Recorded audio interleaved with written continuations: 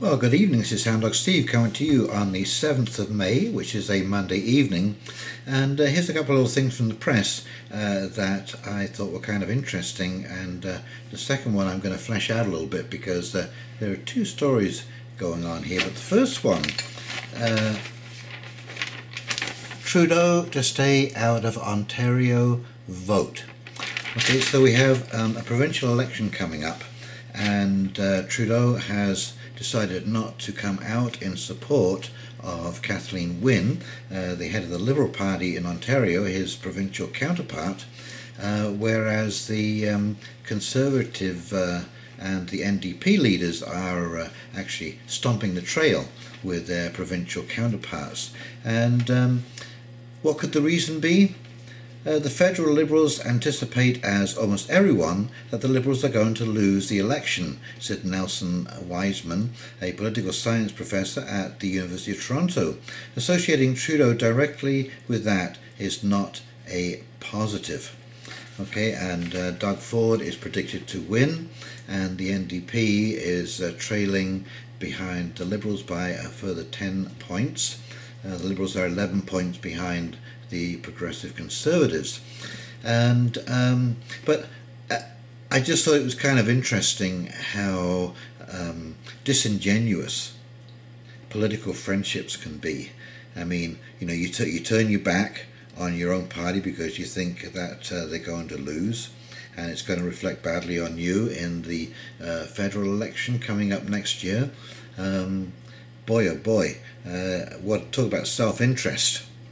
Talk about self-interest. So anyway, my next story. This is, I guess we'll start here. And China honouring Marx's birthday. And so this is a huge celebration.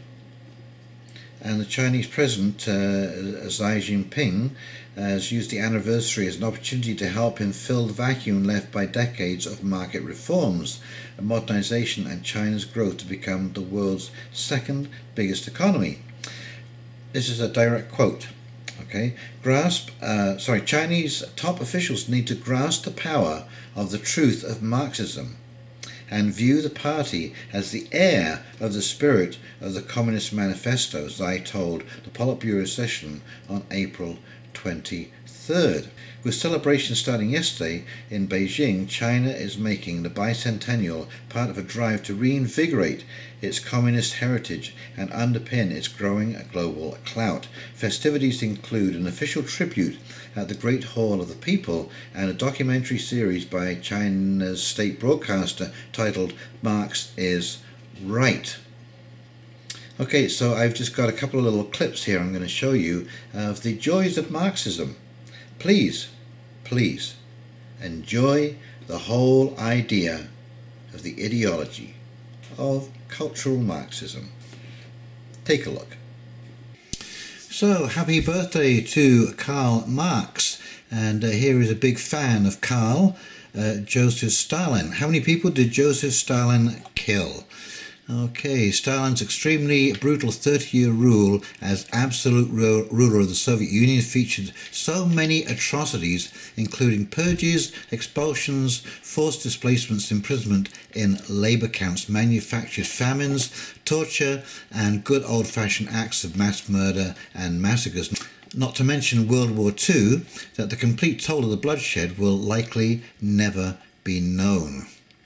Okay, so this is how much fun Marxism is, and this was all done for, you know, the benefit of the people, and that everyone would have a fair share in the wealth of the country, which actually meant that everybody ended up being poor. And of course, if you complained about your misery, you were imprisoned. After all, what could go wrong in a communist utopia? How could there be suffering in a communist utopia where all problems had been solved. In February 1989, 2 years before the fall of the Soviet Union, a research paper by Georgian historian Roy Alexandrovich Medved, published in the weekly tabloid Argumenty I Fakti, estimated that the death toll directly attributed to Stalin's rule amounted to some 20 million lives, on top of the estimated 20 million Soviet troops and civilians who perished in the Second World War, for a total tally of 40 million. But it gets better.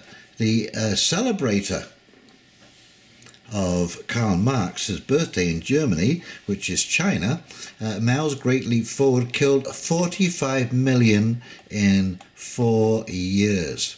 Mao Zedong, founder of the People's Republic of China, qualifies as the greatest mass murderer in the world's history.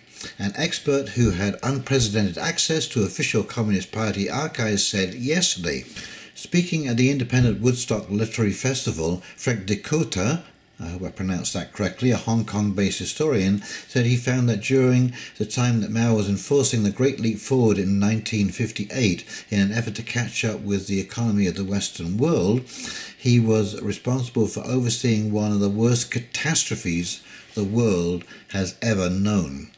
Mr. Dakota, who has been studying Chinese rural history from 1958 to 1962, when the nation was facing a famine, compared the systematic torture, brutality, starvation and killing of Chinese peasants to the Second World War in its magnitude. At least 45 million people were worked, starved or beaten to death in China over these 4 years. The worldwide death toll of the Second World War was 55 million. So please, enjoy yourself with Marxism. Let us embrace Marxism, and we can have all the fun in the world. Not. Okay, so be wary when you adopt these ideologies. This is the lessons of the 20th century, and we really don't want to be repeating these mistakes. Okay, the history is here, it is written down. You can see, when you look at it, you can see step by step how this man systematically tortured people who had done nothing, and it's just one after another. So celebrate cultural Marxism at your peril. Okay, so combined in with that story, this is Madeleine Albright, and she says in Fascism, Madeleine Albright draws on her own experience with autocrats. Part potted history, part polemic, the former diplomat's book charts the narrative of despots from Mussolini to Kim. Madeleine Albright says Donald Trump is the first anti-democratic president in modern US history, and were he living in a country with weaker checks and balances, would audition for dictator. The charge comes in former US Secretary of State's new book, Fascism, A Warning. So I thought I would go to dictionary.com and get a meaning for fascism, and it is a noun. A governmental system led by a dictator having complete power, forcibly suppressing opposition and criticism, regimenting all industry, commerce, etc., and emphasizing an aggressive nationalism and often racism. And here is from the British Dictionary definitions: an ideology or movement inspired by Italian fascism such as German National Socialism, any right-wing nationalist ideology or movement with an authoritarian and hierarchical structure that is fundamentally opposed to democracy and liberalism. The tone cautions that the President's dismissal of unflattering media stories as fake news and his repeated attempts to denigrate an independent investigation into his campaign's ties to the Kremlin dovetail with a rising wave of autocracy around the world. He is the most undemocratic president in the modern age of people I have studied that I've ever seen. Albright says in an interview he does not have a respect for democratic institutions. Now, of course, I will completely agree with that. Okay, but this is this is part of the fake news narrative. And so what Madeleine Albright has said is absolutely correct. Okay, I'm sure that President Trump would love to be a dictator. But what is missing from this report is that he is just the latest in a long line of presidents who have behaved like that. I mean, for the last 30 years, maybe even further than that, we have had basically a culture of fascism in that the courts have been suppressed and biased. Okay, the common man just does not get a look in the justice system because it's financially out of his or her reach. And also we have had basically a revolving door of corporate to government, government to corporate exchanges taking place from some of the top corporations in the world. And of course there was that damning email from Citigroup to Obama giving him a list of suggestions as to who he should pick for secretaries of the different departments, and who in the end Obama basically followed virtually to the letter. I think there's only about 3 or 4 that were missing off that list. So you take, for example, Ken Lay from Enron under Bush to be head of the energy portfolio and to come up with a energy plan for the 21st century. To Michael Smith by Obama, who went from Monsanto to the head of the who went to the Food and Drug Administration, to Mnuchin, who came out of Goldman Sachs.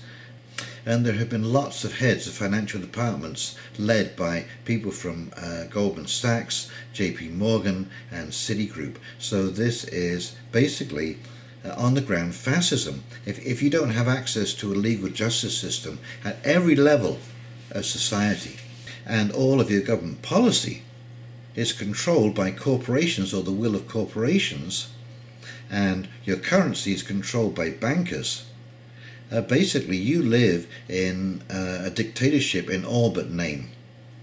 Now, whether there's a shadow government and it is in fact an oligarchy, we may never know. But it's this omission of facts that is bamboozling people into thinking that Trump is the worst president ever. And I can assure you he's not the worst president ever. And I came across this little story at the same time, which I find kind of interesting. And this is a table, okay, of the countries where journalists were killed overall and in 2018. So just let me read you the list, because surely America would be top of the list, wouldn't you think? Oh no, it's Turkey, a UN member. Wow. Turkey, China, Egypt, Eritrea, Azerbaijan, Vietnam, Uganda, Syria, Saudi Arabia and Bahrain. A journalist killed in 2018 by nation as of May 2nd, 2018. Well, President Trump has been in power for over a year now. Surely he would be top of the... Oh no, it's Afghanistan, Syria, Palestinian territories, Yemen, India, Colombia, Mexico, Brazil and Slovakia. And actually, I hate to say it, I'm sure this will upset some people, but President Trump has actually been the most accessible president. His tweets keep you constantly updated with how he's feeling about things. And is he crazy? I don't know whether he's crazy or not. It's a different style. And but he is very open. I find him very readable now that I've seen a year of his behaviour. He's pretty consistent in the way he behaves, and as I first assumed about Donald Trump, he is first and foremost a trader. Okay, he wants to be in the limelight as the guy who made the deal. You can see this with the way he behaves with just about everything. And this coming up visit with Kim Jong-un is an incredible coup. It's not the first time that an American leader has sat down with a leader of North Korea, but I think this is the most positive because, ironically enough, even though China is celebrating Marx's birthday, President Trump has managed to get China on side to also put pressure on North Korea and Kim Jong-un to come into the fold a little bit and open those doors, and that the big wide world is maybe not quite as scary as he's pointing out. Anyway, this is just my take on things. But now, I read in the editorial the abiding need for a free press because it is World Press Freedom Day, and I find this so ironical. It says one can be forgiven a roll of the eyes when every day is a national day for something. We make no apology, though, for reminding us that May 3rd is World Press Freedom Day. Journalists deal in facts, and because facts are often uncountable, those who unearth them and disseminate them are attacked. The imbalance is not new. I mean, good heavens. Here we have Madeleine Albright, and you're printing half a story. Okay, you are not following that up with the facts. And I mean, I've only apportioned a few of the facts right now. I read this book a long time ago. In 2007 is the publishing date. This is The End of America by Naomi Wolf, and it's a letter of warning to a young patriot, a citizen's call to action. Now, this is 2007. This is 11 years ago. Okay, President Bush was in power, and she details the 10 steps of a dictator's to-do list. And basically, in 2007, she figured we'd reached the 9th of 10 steps that all dictators do to gain control of society. So this long precedes Donald Trump. Okay, and he is just a long line, the end of a long line of would-be dictators in charge of the American government. And it's, to me, it's almost like this Doctor Who thing, where they keep morphing into a new face and a new body, but it's basically the same ideology going on and different parts of the same agenda,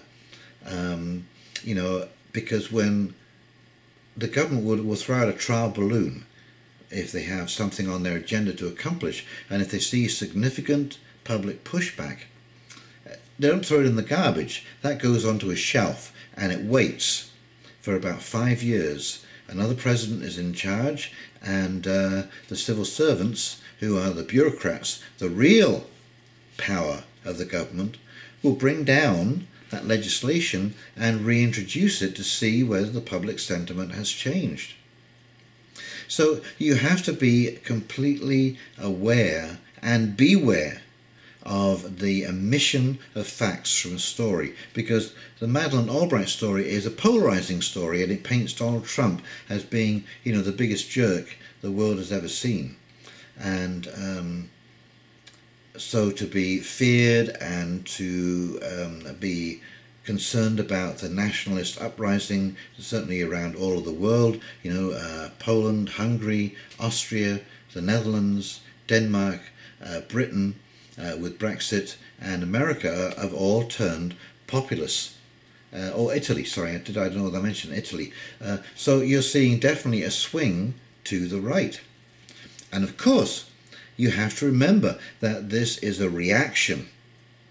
Okay, everything in this world has an equal and opposite reaction.